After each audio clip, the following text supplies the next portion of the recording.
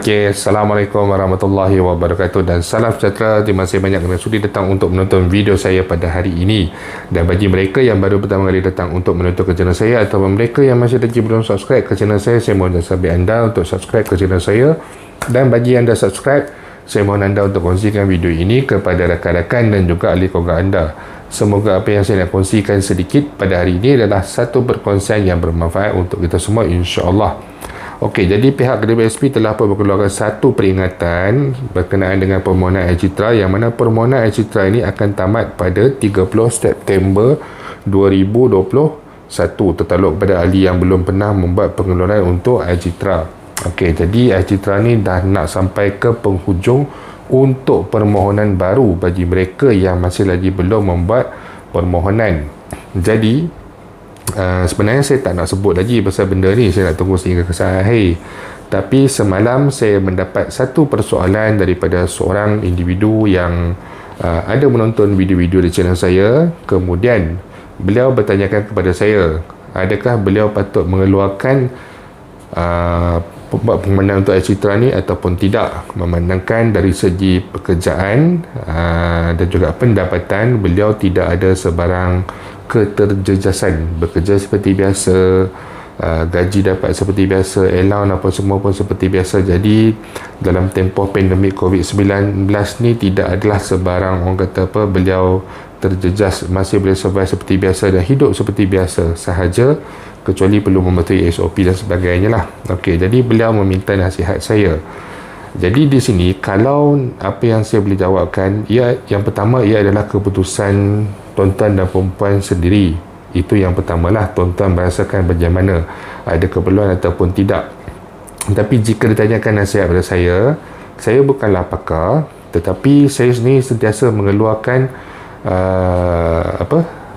duit KDBSP saya lah, daripada Air Lestari RM6,000, Air Sinar RM10,000 dan juga Air Citra RM5,000. Malah kalau Air Citra ni dibolehkan untuk pindaan sehingga RM10,000 pun saya akan keluarkan juga.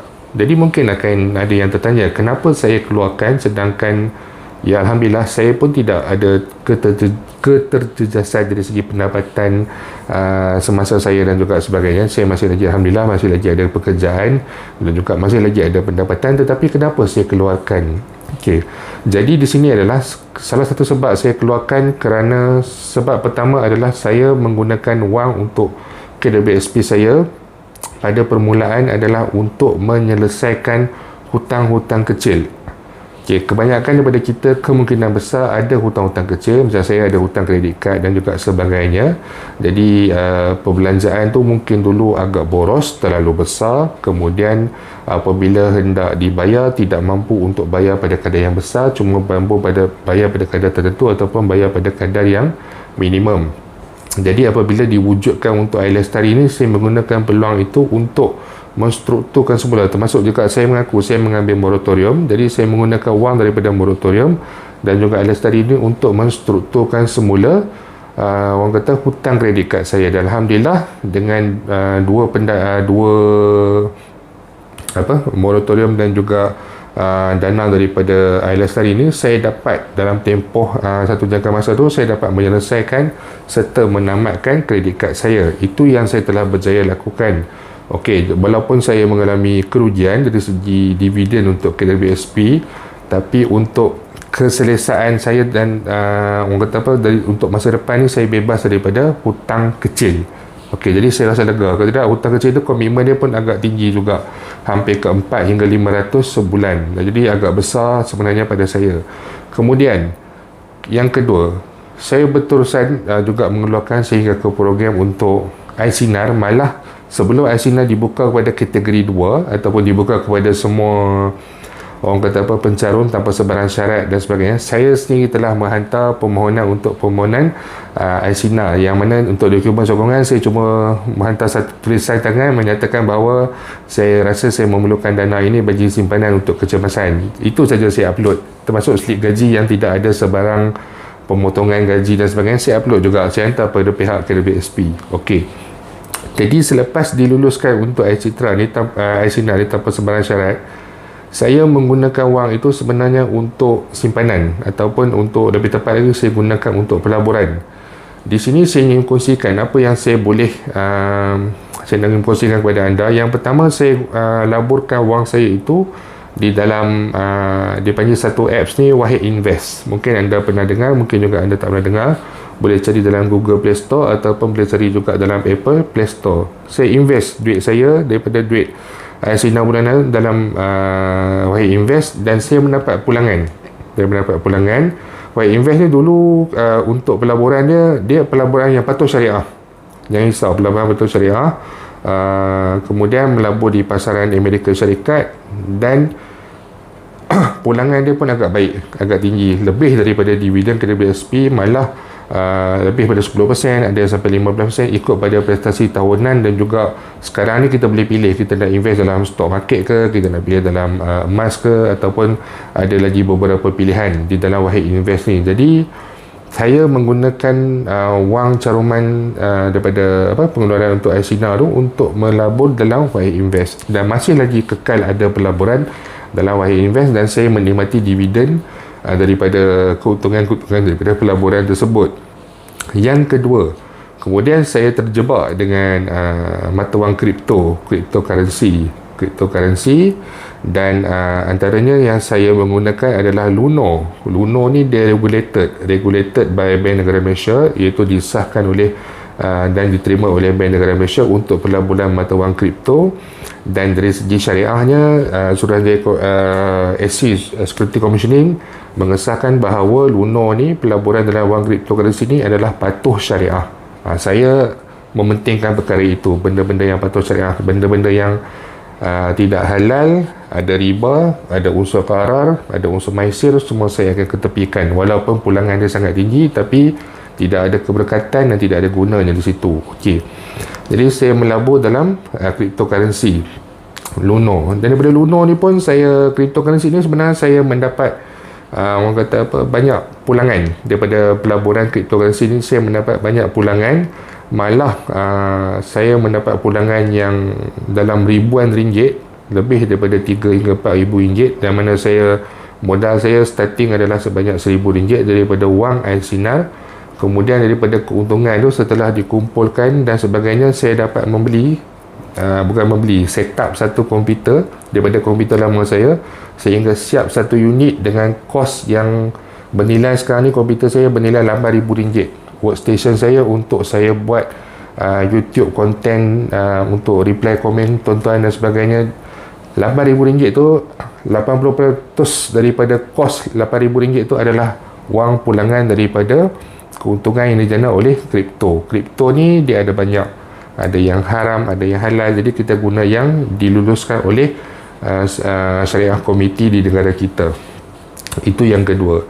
Yang ketiga, saya menggunakan juga wang Sinar, dan sehingga sekarang wang Citra saya untuk pelaburan emas. Pelaburan emas ni saya tak beli physical gold dan sebagainya, sebab yalah banyak benda nak simpan dan sebagainya, risau kan. Jadi since saya ada akaun dengan Maybank, saya buka saya ada Maybank to you, saya buka akaun emas Islamik dengan Maybank MJA, Maybank Islamic Gold MIGA ke apa dah, Maybank Islamic Gold Account kalau tak salah saya, dengan deposit serendah RM10 untuk pembukaan akaun. Seperti biasa, ia adalah satu pelaburan yang patuh syariah, tidak ada sebarang unsur riba dan sebagainya, dan disahkan oleh syariah komiti, malah juga disahkan oleh Bank Negara dan juga Security Commissioning. Jadi daripada gold ni saya pernah dan masih lagi ada, dan saya pernah melabur paling tinggi waktu tu 1,500. Saya letak duit dalam tu RM1,500, dan saya mendapat pulangan dalam tempoh masa yang agak singkat, tak sampai seminggu. Saya beli masa harga jatuh, emas tengah jatuh, saya beli, tidaklah murah sangat, 230 lebih something. Dan kemudian saya sampai tak sampai seminggu tu dia naik kepada 24 berapa dah, saya pun tak ingat dah, untuk 1 gram. Dan saya mendapat keuntungan sebanyak daripada 1,500 tu, saya dapat keuntungan 1,570 beberapa ringgit. Bayangkan, dalam masa kurang seminggu saya dapat menjana pendapatan sebanyak RM70 lebih.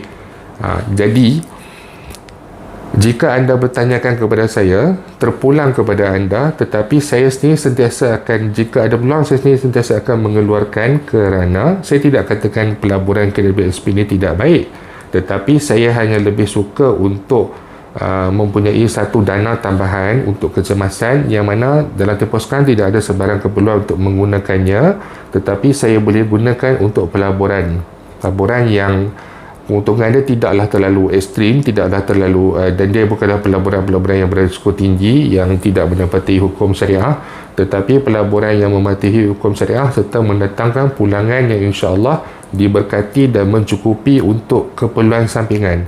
Jadi dari segi pokoknya kebanyakan saya tak pakai. Pokok tu apa yang saya keluarkan untuk Alsina dan Alcitra masih kekal. Tetapi daripada keuntungan, dividen, daripada perbezaan harga yang saya dapat untuk akaun simpanan emas dan sebagainya, kesemuanya saya gunakan untuk pelaburan dalam, contohnya YouTube saya lah, saya guna untuk pembelian bahan-bahan, barang, komputer dan sebagainya. Jadi daripada situ saya mendapat dana untuk terus survive sehingga ke sekarang ini. Jadi kalau anda bertanyakan kepada saya menggalakkan anda untuk mengeluarkannya, tapi terpulang itu adalah hak anda masing-masing. Kemana anda nak letak, seperti yang saya katakan tadi, anda mempunyai pilihan.